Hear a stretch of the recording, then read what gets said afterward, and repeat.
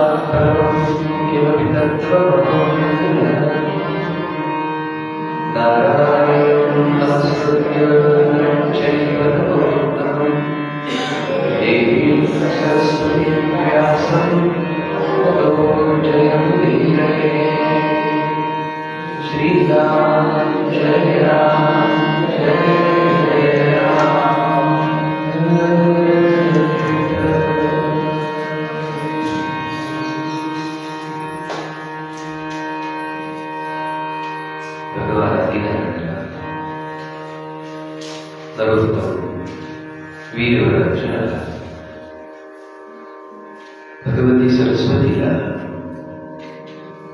आणि श्रीमद महर्षी वेदव्यासाला प्रणाम करून अधिष्ठान देवता भगवान प्रभू श्री कृष्णचंद्रांचे चरणी साष्टांग प्रणपातपूर्वक भगवतची शक्ती नित्य वृंदावन विहारी रासरासेश्वरी भगवतो प्रणवदला माया भगवती श्री राधिकाजींच्या चरणी साष्टांग प्रणपातपूर्वक सकल संत सज्जन समस्त देवता तथा अखिल ब्राह्मणांच्या चरणी सादर वंदनापूर्वक आणि उपस्थित आपणा सर्व भागवतीय भक्तांच्या चरणी सादर वंदना.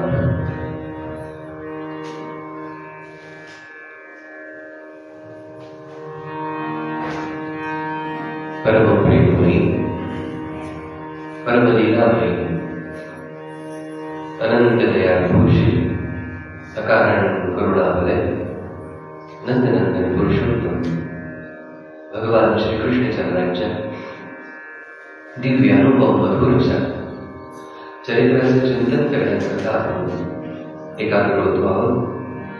भागवताकरता एकाग्र होतो आहोत. आपल्या सत्संग सत्राचा प्रारंभ नामस्मरणाने होतो. रोज प्रातःकाळच्या सत्रामध्ये आपण कवी जयदेवांची रचना आहे अष्टपदी, या अष्टपदीचं गायन करणार आहोत. अगोदर मी सांगतो, मग आपल्याला ते सवयीचं होईल. आपण एकत्रित रीतीने सगळेजण अष्टपदी गात जमले.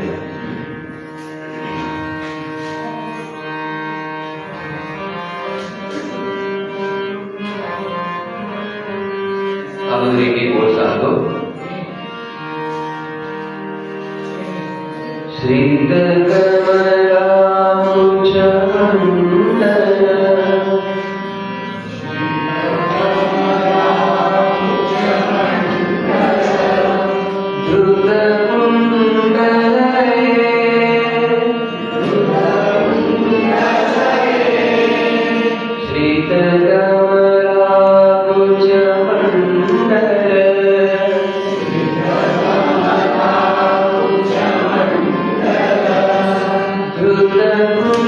Thank you.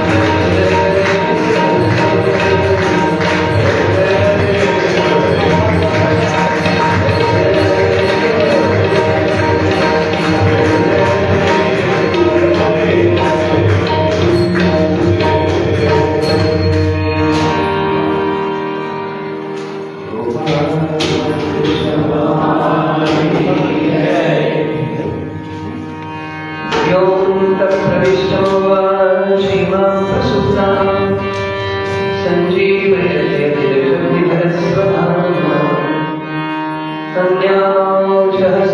अन्याश्रवणफलानि प्राणाभगवते पुरुषाय तुभ्यं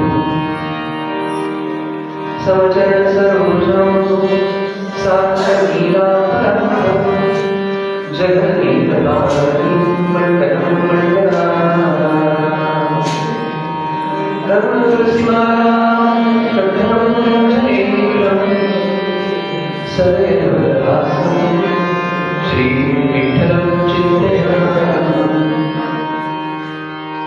सच्चिदानन्दरूपाय विश्वोत्पत्त्यादिहेतवे तापत्रयविनाशाय श्रीकृष्णाय नमः। श्रीकृष्णाय नमः। जयाञ्जलिस्मरणं भूरि सकलविद्यां तेजवन्तो श्रीजय श्रीगुरुजय आराधने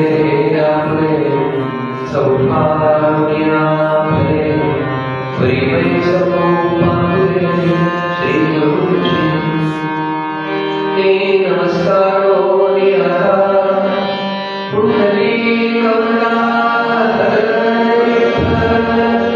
श्रीज्ञानदेव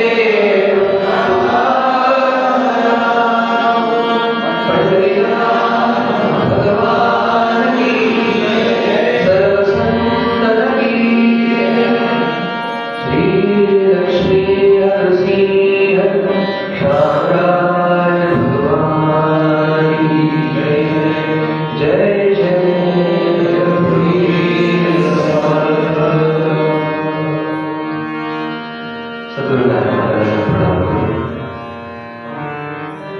श्रीमद भागवताच्या चिंतनाला प्रारंभ होतो. निराभिमा संगम लक्ष्मी नृसिंह क्षेत्र आणि पावन ग्रंथ श्रीमद भागवत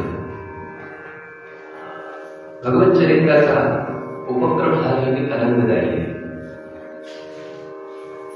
जेव्हा केव्हा भगवत कथेशी आपल्याला एकाग्रता एकरूपता साधता येते तो खरा आयुष्याचा वेळ असतो, जो सत्कारणी लागलेला असतो, जो भगवत कृपेनं आपल्या आयुष्याचा खरा काळ असतो. एरवी काळ सापेक्ष आहे आणि नाही.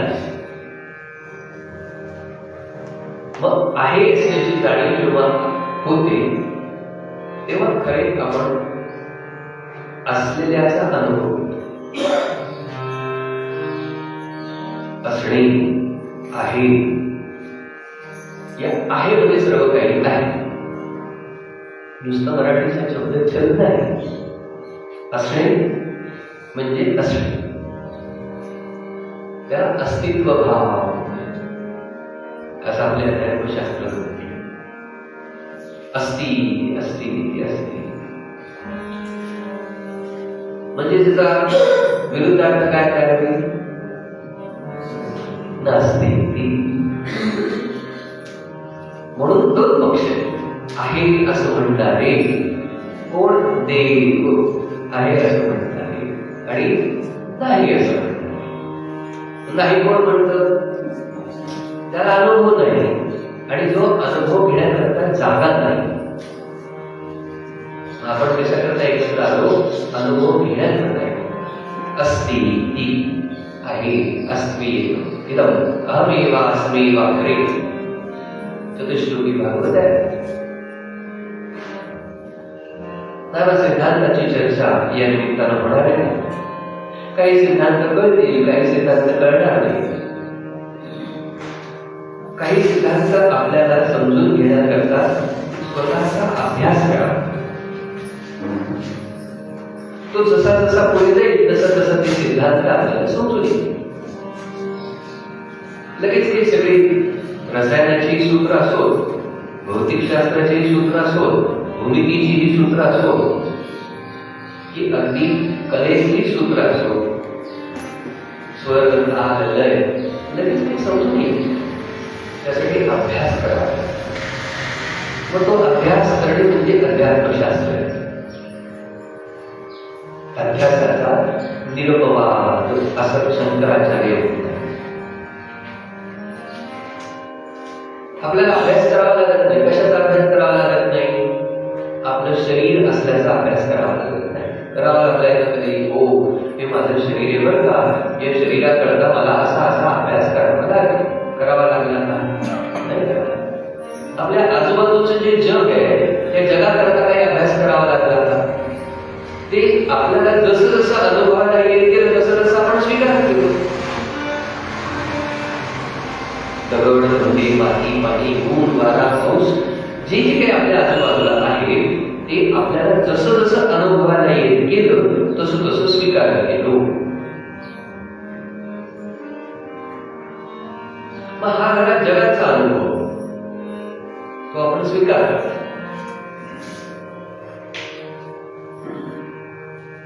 मग सृष्टी, स्थिती आणि लय अशा त्रिविध उपक्रमांचा, तीनही गोष्टींचा साक्षी भावानं निरीक्षण करणारा जो परमात्मा आहे, परब्रह्म आहे, चैतन्य तत्व आहे, अधिष्ठान, त्या चैतन्याचा, अधिष्ठानाचा म्हणजे परम कारणाचा, कारणावरही कारण असलेलं परम कारण, त्याचा आपल्याला अनुभव करायचा आहे. तो थोडा थोडा आहे. शनै शनै शनै शनै, हळूवार हळूवार हळूवार. शनै शनै उपमे बुद्ध्या धृती गृहीतया. गीता सांगतं शनै शनैर उपमेत बुद्ध्या धृती गृहीतया. बुद्धीने, धारणेने आणि गृहीतकांनी काही गृहीतक आहेत, मान्यता आहेत. त्या मान्यता स्वीकाराव्या लागतात. त्या मान्यतांची धारणा होईल. हो, हे जे सांगितलं आहे ते आता मला समजलं, त्याचा मी शोध घेईन. दुधापासून तूप बनतं, मला समजलं. दुधापासून तूप बनतं. दुधापासून तूप कसं बनतं यासाठी मी अभ्यास करेन, प्रयोग करेन. दुधापासून तूप बनवण्याकरता मी स्वतः प्रयत्न करेन. आणि मग जेव्हा प्रत्यक्षात मला दुधापासून तूप बनवण्याचा प्रयोग यशस्वी झाला तेव्हा प्रत्येक वेळा प्रयोग करावा लागेल का? प्रत्येक वेळा प्रयोग नाही करावा लागणार. तेव्हा काय म्हणू, हे दूध आहे, याचं रूपांतर तुपामध्ये होतं. तो प्रयोगानं सिद्ध झालेला अनुभव बुद्ध्या, बुद्धीमध्ये प्रकट, हाच अभ्यासाचा भाग आहे. पण त्याच्याकरता काय करावं लागतं? त्याच्याकरता वेगवेगळ्या आयामांनी, वेगवेगळ्या विचारांनी, वेगवेगळ्या आपल्या पद्धतीनं स्वतःलाच तयार करावं लागतं. ते तयार करणं भागवताचं कार्य आहे. म्हणून भागवताचं मंगलाचरण अतिशय श्रेष्ठ आहे, जे आपल्याला या सगळ्या विषयाकडे देते. कोणता विषय? आहेपणाचा अनुभव. मला वेगळा अनुभव काय घ्यायचा आहेपणाचा? मी जिवंत आहे हा माझा अनुभव आहे. बरं, तू जिवंत आहे हा तुला अनुभव आहे, तसा दुसराही जिवंत आहे त्यालाही अनुभव आहे, अनेक कोणी जिवंत आहे त्यांनाही अनुभव आहे. मग या सगळ्यांच्या पलीकडे अजून काहीतरी आहे की ज्यांच्यामुळे तुम्ही आम्ही सगळेजण चैतन्य स्वरूप आहोत, वावरतो, हालचाल करतो वगैरे वगैरे. त्या तत्वाचा अनुभव आहे का? त्या तत्वाबद्दल ऐकलंय पण अनुभवलेलं नाही. म्हणून त्याची ओळख आपल्याला भागवताच्या मंगलाचरणामध्ये करून दिलेली आहे, पहिल्या श्लोकामध्ये करून दिलेली आहे. तुम्ही सगळेजण एक लक्षात घ्या, आपल्याला जे काही भागवताची कथा करायची आहे ती आपल्या बाळांकरता करायची आहे. त्यामुळे त्या त्या पातळीवरती येऊन ती कथा, ते सिद्धांत. आणि असंच आहे, सिद्धांत हे नेहमी, जसं आपण काल पाहिलं की बालादपि सुभाषितम, लहान बाळानं बोलणं हे उपदेशाप्रमाणे असतं असं पाहिलं बाळापर्यंत पोहोचवता आले नाही. आपल्याला भावश्री स्वामी स्वरूपानंद माहिती असते. त्या भावश्री स्वामी स्वरूपानंदांनी अभंग ज्ञानेश्वरी लिहिली. ज्ञानेश्वरी आहे. ज्ञानेश्वरी कशा करता लिहिली? गीता संस्कृत मध्ये आहे, ती लोकांना कळत नाही म्हणून माऊलीनं मराठीमध्ये. तरीही स्वामी स्वरूपानंदांनी विचार केला की माऊलींची मराठी संस्कृतच्या इतकीच कठीण आहे. मग त्यांनी अभंग ज्ञानेश्वरी प्रत्येक ओवीवरती छान छान त्या सिद्धांतावरती अभंग लिहिले. अभंग ज्ञानेश्वरी. पण ती लिहित असताना ते काय करायचे, गोळी लाकडाची गोळी घेऊन विकायला जाणारी गावातली जंगलातली आदिवासी एखादी महिला तिला बोलवायची, तिला अभंग गाऊन टाकायचं आणि विचारायचे तुला कळलं का गं? तिला कळलं की मग आपण बरोबर सांगितलं असं म्हणायचे किंवा त्या शब्दांमध्ये सांगितलं असं म्हणायचे आणि त्याप्रमाणे सर्वसामान्यांना कळेल अशा भाषेमध्ये लिहू लागले. सिद्धांत सर्वसामान्यांना समजण्यासाठी असले पाहिजे. आवड जरी असते, मांडणी आवड असते. मी म्हणतो E2 काय कळलं? त्याच्यामध्ये काहीतरी पुढे गेल्याशिवाय, त्याच्या संबंधी वाचल्याशिवाय, त्याचं ते इक्वेशन सोडवल्याशिवाय कळणार आहे का? सिद्धांत अवघड भाषेत आहे, पण ते पाळलेले सिद्धांत शिक्षक लोक सर्वसामान्य पद्धतीने समजून देतातच की नाही. शक्तीचं रूपांतरण होतं, शक्ती कधीही नाश पावत नाही. हा शास्त्रीय सिद्धांत या 3 अक्षरांनी म्हणला. E2 बरोबर. लाड नसेल अजून तू त्यापेक्षा ती लाड असतील. शक्तीचं रूपांतरण जे आमच्या अध्यात्मशास्त्रात आहे ते कालांतराने शास्त्रीय भाषेमध्ये मांडले. शक्ती कधीही नाश पावत, रूपांतरण म्हणजे कसं होतं बघ तुला सांगतो. पाणी तापवलं, पाणी तापवलं काय होईल? वाफ. पाण्याचं रूपांतर वाफ. वाफ नष्ट होत नाही. वाफ आपल्याला नंतर दिसत नाही. वाफ दिसत नाही म्हणजे जमली का? नाही, ती वातावरणात मिसळते.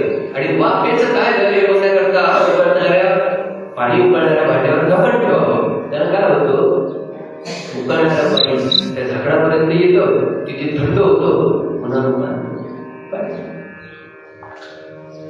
शक्ती कधीही संपत नाही. हा सृजनाचा विषय. निर्माता हा सृजनाचा विषय.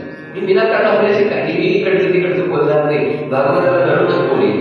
फक्त ते आपल्या नेहमीच्या आपल्या अनुभवाच्या हा सृजनाचा निर्माता. मग निर्माण झाल्या त्याची स्थिती असावीच लागेल, त्याला सांभाळावं लागेल. काही काळापुरतं सांभाळावं लागेल आणि पुन्हा निर्माण होण्याकरता त्याला संपवावं लागेल. कारण निर्मित पदार्थ जेव्हा टिकतात तेव्हा त्यामध्ये दोष येतात आणि दोष घालवण्याकरता, पुन्हा निर्माण करण्याकरता त्याला संपवावं लागतं. रिसायकलिंग पुन्हा संपवावं. त्यामुळे निर्मितीत संहार आहे. जिथे निर्मिती झाली त्यापूर्वी संहार झालेला आहे आणि जिथे निर्माण झालं त्यानंतर संहार होणार आहे, कारण निर्माण होणार आहे. माऊलींनी सोप्या भाषेमध्ये सूत्र सांगितलं. उपजे तेथे नासे, नासे तेथे उपजे, एक घटिका यंत्र जैसे सर्वात्मा. सृष्टी, स्थिती आणि विनाश. आमची गंमत अशी आहे, आम्हाला ओळख कोणाची गंमत जी परब्रह्माची. आमची गंमत अशी आहे, आम्हाला सृष्टी स्थिती विनाशाचा अनुभव आहे, पण तो साक्षी भावानं पाहता येत नाही. परब्रह्म आपल्यातूनच आपण सर्व काही निर्माण करता, पण निर्माण केलेल्या गोष्टीमध्ये अडकून पडत नाही. साक्षी भावानं निर्मिती, स्थिती आणि संहार तिघांचाही साक्षी भावानं अनुभव घेतो. तो साक्षी भाव तो चैतन्यापाशी, परब्रह्मापाशी. आणि म्हणून पहिल्या मंगलाचरणाच्या श्लोकामध्ये या सगळ्या सूत्रांचं ओळख करून देण्याकरता मोठा प्रयास केला, प्रयत्न. शब्द माध्यमातून ओळख करून द्यायची, शब्दानं शिकवायचं. म्हणून परस्पर विरोधी वाक्यप्रयोग केले गेले.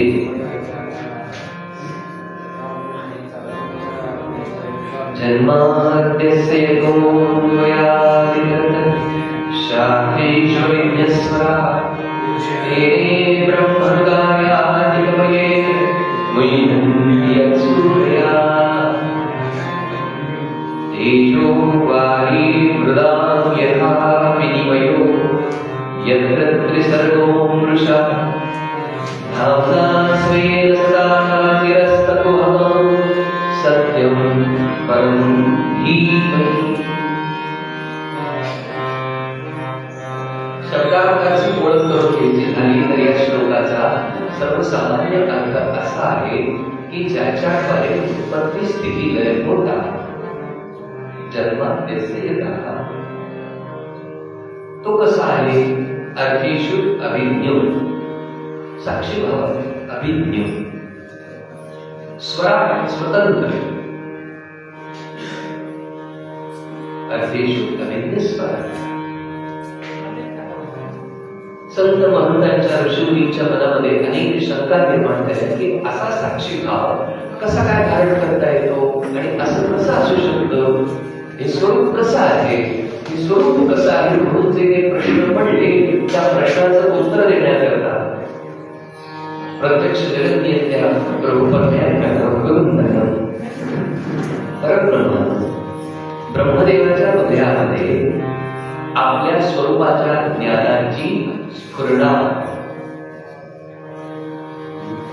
ते ज्ञान तिथेच आहे, त्याची स्फुरणा आहे. तेने ब्रह्महृदायादि कवये मुह्यन्ति यत्सूर्याः.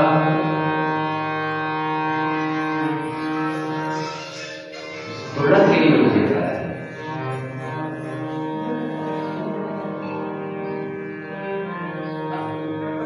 प्रत्येकापाशी ज्ञानस्थिती आहे, प्रत्येकापाशी. तर सांगा, आपण सगळ्या आपल्या मुलांना, पाल्यांना शाळेमध्ये पाठवतो, शिक्षक शिकवतात म्हणजे काय करतात? आता कडू आहे, फळा आहे, समोर विद्यार्थी आहेत आणि यांची पडवड.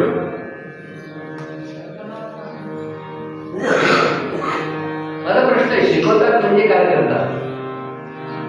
क्रिया करतात का? हो, क्रिया करतात.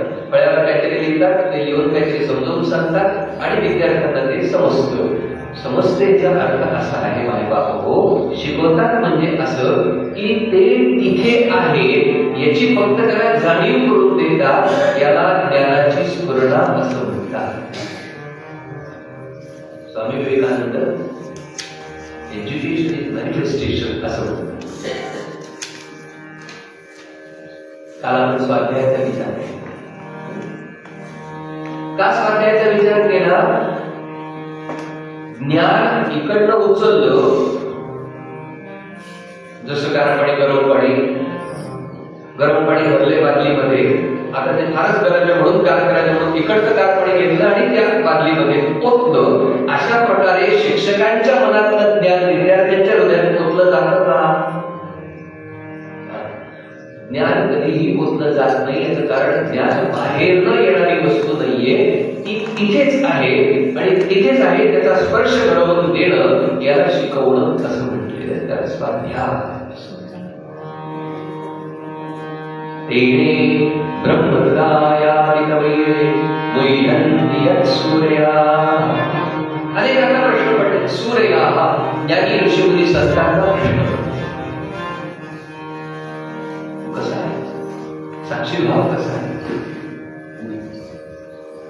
मुह्यन्ति मोहित होतात. कोण? सूर्या ज्ञानी. या ज्ञानी लोकांनी काय अभ्यास केला ते पुढच्या श्लोकात म्हणजे ओळीत सांग. बाबा रे, तुझा अनुभव घ्यायचा तर आम्ही प्रयत्न करतोय जे आमच्या आजूबाजूला आहे त्याचा अभ्यास करतोय. काय आमच्या आजूबाजूला? तेजो वारी मृदा यथा विनिमयो यत्र त्रिसर्गो पुरुषा. काय आपल्या आजूबाजूला? Apartment, smart city. या सगळ्याचा अभ्यास केल्यानंतर पाचच वस्तू आपल्या आजूबाजूला आहेत असं दिसतं. याचं नाव आहे पृथ्वी, आप, तेज, वायू, पंचमहाभूत. तेजो वारी म्हणजे पाणी, वारी मृदा पृथ्वी. तेजो वारी मृदा यथा विनिमयो यत्र त्रिसर्गो पुरुषा. आणि अजून सूक्ष्म अभ्यास केल्यानंतर दिसतं की 3 गुण आहेत, सत्वर आणि तम. पंचमहाभूत आणि 3 गुण या 8च वस्तू ज्याला प्रकृती असं म्हणतात, या सगळ्यांची सरमिसळ केल्यानंतर एवढं सगळं वैविध्य निर्माण झालं. आपल्याला जे जे काही अनुभवायला येतं ते एवढं विविध आहे. ते जरी विविध म्हणजे साखरही आम्हाला अनुभवायला येते, तेही कार्बनचं संयुग आहे. हिराही आम्हाला अनुभवायला येतो, तेही कार्बनचं संयुग आहे. कोळसाही आम्हाला अनुभवायला येतो, तेही कार्बनचं संयुग आहे. म्हणजे जर शास्त्रीय भाषेत पाहिजे तर कोळसा कोळसाच आहे, साखर कोळसा आहे, हिरा कोळसा आहे. कळतंय का? आपली शाळा शिकून 40 वर्ष झालेली आहे, 50 वर्ष झालेली आहे. आता यांच्या शाळेच्या भाषेत तुम्हाला भागवत सांगायचं म्हटल्यानंतर तुम्हाला पुन्हा शाळेत यावं लागणार आहे. नाहीतरी आजी लोक जेव्हा भागवताला येतात नंतर तुम्ही जेव्हा विचारतात की आजी तू काय ऐकायला गेली होती, भागवत ऐकायला गेली होती, आजीला काही पडतो देऊन सांगता येईल की भागवतात की काय. अरे ती कृष्णाची गोष्ट असते, याच्या पलीकडे आजीला भागवतात काय. केवळ आजीच नाही, आजोबा सुद्धा. आजी म्हणली की आजीच आजोबा म्हणतच काठवडा म्हणतो. आजी त्यांना सांगेल की भागवताची गोष्ट असते आणि तुला कधीतरी सांगेल बरं का. आजोबा सांगायला मला गौरे काठवडा म्हणतो.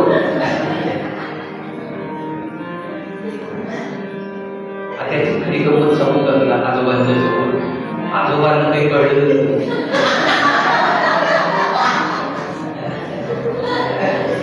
आणि मग ते न कळलेलं जर तुला कळलं तर त्यांना आजोबा म्हणून कसं मिळवलं आहे? छान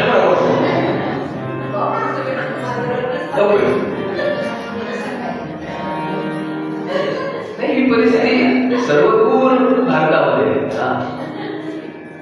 जातात. पण आणतात काय म्हणाले चप्पल का होते? तिकडे लग्नाकडे गेलो तो कांतुरी चपला चांगले होते नाही मी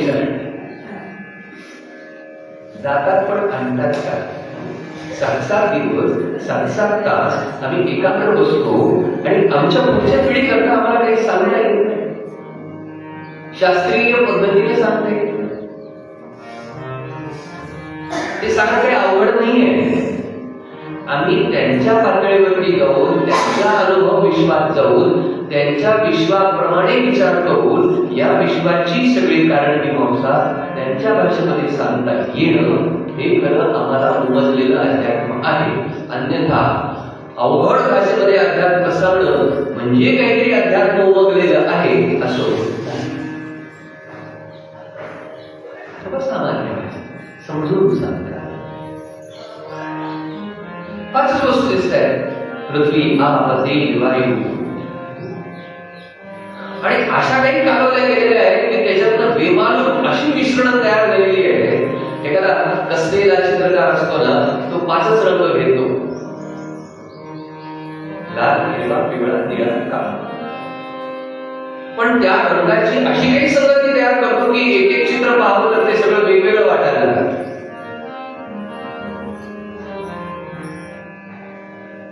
वास्तवात 5च रंग आहेत. पण त्या रंगांची सरमिसळ करण्याची जी कला कुसर आहे ती चित्रकला. या वैविध्याचा अभ्यास करून उपयोग नाहीये. हे वैविध्य जपणारा अजून एक उदाहरण देतो बरं का तुम्हाला, तुम्ही त्याचा विचार करा. काजवा पाहिला आहे नाही पाहिजे. काय म्हणतात तेव्हा ते इंग्लिशमध्ये काजवा काहीतरी वेगळंच नाव आहे इंग्लिशमध्ये बरं काय म्हणतात असं काय तेच. त्या काजव्यापासून काजव्याची प्रजाती म्हणजे पुढची त्याची पिढी दुसरा काजवा आपोआप तयार होतो बरं का. आता मी त्याच्यानंतर तुम्हाला रासायनिक पृथक्करण सांगतो. त्या काजव्याच्या शरीराच्या पाठीमागं जो दिवा दिसतो ना, ते लाईट वगैरे नाहीये, ते रसायन आहे. आणि त्या रसायनांचं बेमालूम मिश्रण असं होतं की तिथे प्रत्येक वेळा स्फोट होत असतो आणि त्याच्यातनं तो काजवा खरं तर आपल्या जोडीदाराला शोधण्याकरता संदेश देत असतो, म्हणून ते लाईट स्पायर्स तयार होत असतात. बहिणी काजव्याची प्राकृतिक ओळख. एका काजव्यातनं दुसरा काजवा तशाचा तशा रीतीने तयार होतो. अणुशास्त्रज्ञांनी खूप प्रयत्न केला 2 सिलेंडर तयार करून, आणि 2 सिलेंडर रसायन एकत्र करून ते ठराविक पद्धतीने त्याचा स्फोट होऊ आणि त्याप्रमाणे त्याच्यापासून ते लाईट्स तयार होऊ. त्यांनी 1-2 सिलेंडर तयार केले, पण एका केलेल्या युनिट पासून दुसरं युनिट काही तयार होईना. मुद्दा काय आहे? एका काजव्यापासून दुसरा काजवा जशाचा तसा तयार होतो, पण प्रयोगशाळेत त्याप्रमाणे काजवा तयार करायचा प्रयत्न केला तर तो काही होत नाही. काहीतरी त्याच्या मागे निर्मिती प्रक्रिया आहे आणि काहीतरी त्या निर्मिती प्रक्रियेचा नियंता, ज्याला आपण परब्रह्म परमात्मा असं म्हणतो. अशी अनेक कारण आपल्याला देत आहेत. अशा अनेक स्थिती चिंतनाच्या आपल्याला देत आहेत. काय हेलो वारी वृदाम यथा विनिमयो यत्र सर्वं. बरं, त्याच्यात पुढे जाऊन सांगितलं हे जे सगळं अनुभवायला येताना विविधता, ही सगळी विविधता खोटी आहे, आभासी आहे. यत्र सर्वं पुरुषा म्हणजे खोटी, वास्तव काहीच नाही. आभासी आहे, खोटी आहे, पण अनुभवायला ती येते. या सगळ्याचं उत्तर शोधायचं कसं, असा जो प्रश्न पडला तो प्रश्न सोडवण्याकरता, म्हणजे थोडक्यात आपल्याला कोडं पडलं, ते कोडं सोडवण्याकरता भागवताना आम्हाला आज्ञा दिली आहे की तुम्ही ज्यानं कोड निर्माण केलेलं आहे त्याला शरण जा, त्याचे त्याची प्रार्थना करा. आणि तो कसा आहे? सत्यम परम, तो परम सत्य, नुसता सत्य नाहीये, सत्यालाही सत्यत्व देणाऱ्याची परमोच्च पातळी परम सत्य असा आहे. सत्यम परम धीमहि. आता हे झालं मुलांच्या पातळीवरती. आता मी आपल्याला आपल्या पातळीवरती आणतो. यामध्ये जहद लक्षण आहे, अजहद लक्षण आहे. यामध्ये स्वभावगत लक्षण आहे, यामध्ये तटस्थ लक्षण. आणि ही सगळी सांगितली कशा करता? परब्रह्माची ओळख व्हावी म्हणून. एरवी आम्हाला देवाची ओळख असते, आम्हाला देव माहिती असतो, परब्रह्म परमात्मा माहिती नसतो.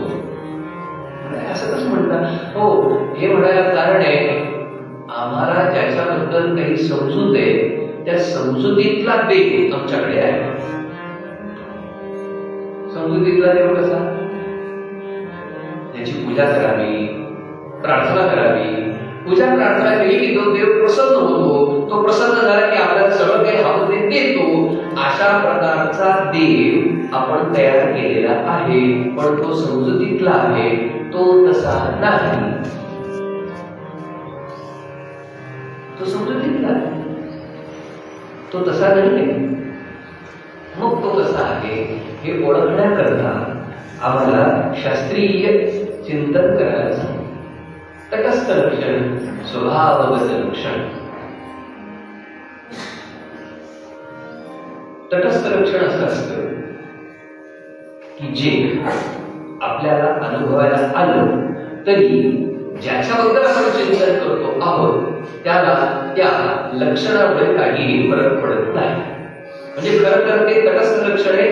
ते लक्षण पाहिल्यानंतर आपल्या काही लक्षात येत आहे. म्हणाले अहो ते देशपांडे कुठे राहतात, ते ना त्या मोठं आंब्याचं झाड आहे तिथे राहतात. त्यांचं घर आंब्याच्या झाडाखाली.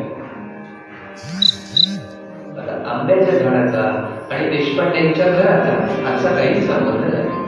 कारण असं की कालांतराने वादळामध्ये ते झाड पडले. आता काय पत्ता सांगला, पूर्वी पत्ता सांगत होता आंब्याच्या झाडाखाली, पण झाड पडले किंवा पाडले. आता म्हणजे झाड असल्यामुळे देशपांड्यांचं घर आहे असं सिद्ध होत नाही. आणि झाड गेलं म्हणून देशपांड्यांच्या घराला काहीतरी झालं असं सिद्ध होतं का, नाही. याला म्हणतात तटस्थ लक्षण.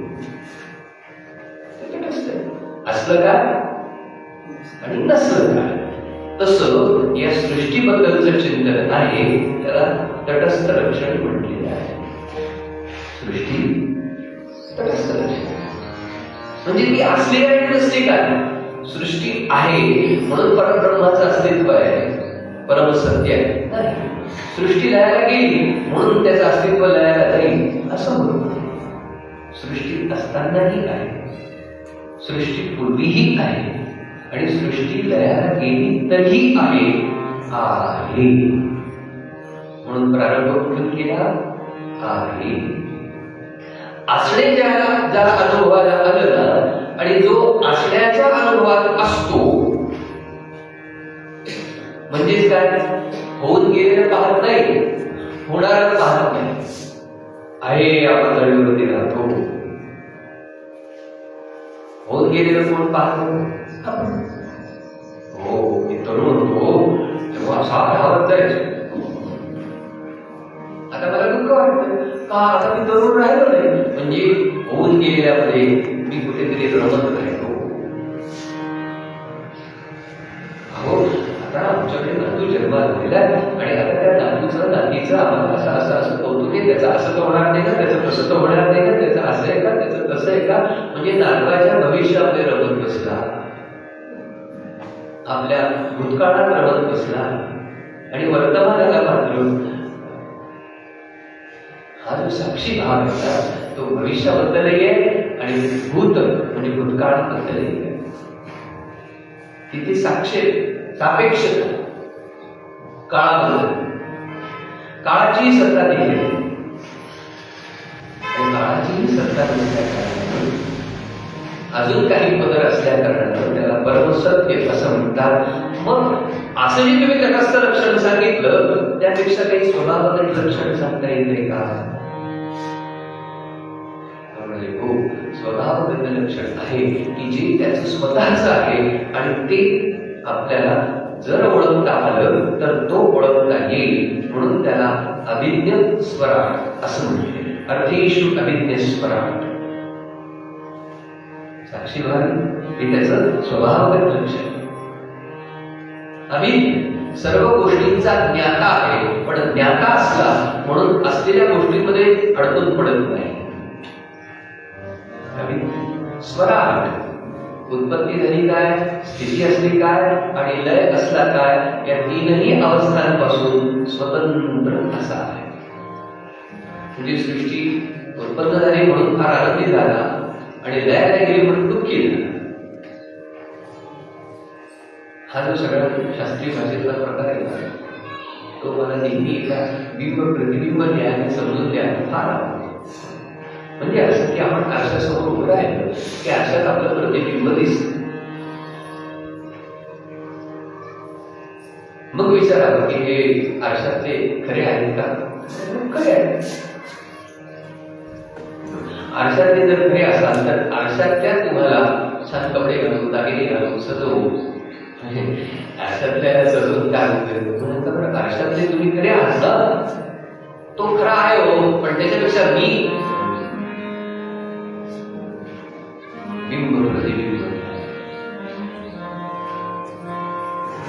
असा कुठला कुठं द्या असा कुठला काय 100 असं कुठं मला काय होणार आहे 1000 वेळा सृष्टी उत्पन्न झाली आणि लयाला गेली तरी ते मूळ आहे बिंब आहे त्याला काय होणार त्याला काही होणार नाही सृष्टीच्या उत्पत्ती स्थिती लयानं विकारी भाव आला असं परब्रह्मामध्ये म्हणून परब्रह्माचं चिंतन भागवतानं सांगितलेलं आहे त्याला परमसत्य असं म्हटलेलं आहे एक सत्य आहे आणि एक परमसत्य आहे सत्य काय आमच्या आजूबाजूला येणारा अनुभव याला आपण पांचभौतिक जग असं म्हणतो याला ज्ञानेंद्रिय कर्मेंद्रियातून येणारा अनुभव असं म्हणतो पंचभौतिक जग पंचमहाभूतांचं जग पृथ्वी आप तेज वायू असे जग ते सत्य आहे पण त्यापेक्षाही सत्य कारण ज्याच्यामुळे हे सत्य वाटतं अशी जी परमसत्यता आहे ती एकमेव परब्रह्मामध्ये आहे त्या परब्रह्माची यथार्थ ओळख होण्याकरता काय मंगलाचरण कशा करता आहे त्या परब्रह्माची जशी आहे तशी ओळख व्हावी म्हणून भागवत अन्य दुसऱ्या तिसऱ्या कुठल्याही गोष्टी करता भागवत नाही त्यामुळे त्या परब्रह्माचं जे चिंतन आहे त्या परब्रह्माच्या चिंतनाकडे आपल्याला जायचं आहे तो परब्रह्म कसा आहे तो विटेवरती कटेवरती कर ठेवून आहे तो अद्वय स्वरूप आहे आनंद स्वरूप आहे त्या अद्वय आनंद स्वरूप परब्रह्माला आपण संत श्रेष्ठ भारदास महाराजांच्या चिंतनात प्रणाम करू आणि मग आपल्या दुसऱ्या श्लोकाच्या चिंतनाकडे अद्वय आनंद तो हा परमात्मा